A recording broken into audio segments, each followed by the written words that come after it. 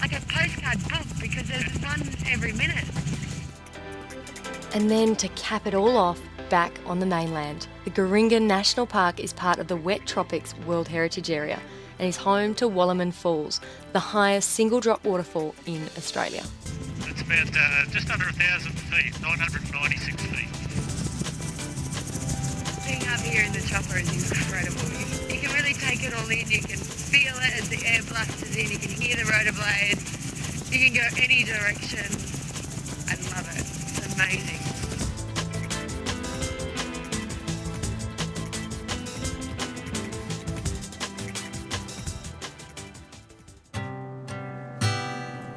Our last day here in Ingham, we take the spectacular journey to the falls.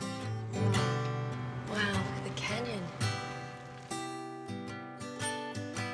It was majestic seeing it from the air and cruising over it, but I think when you're here and you're so close and you can hear it, you can really feel it. And it's the awesome power of that just water just falling over those cliffs. You can almost feel the energy of it.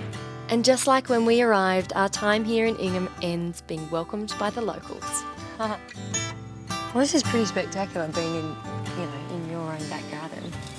What do you love about it? It reminds me of that movie sometimes when you're around these places of Into the Wild. That one where that kid moves out into the scrub. Yeah, it's easy to imagine yourself doing that sort of thing down through here. So.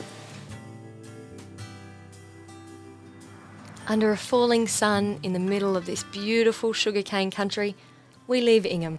Next stop, Magnetic Island.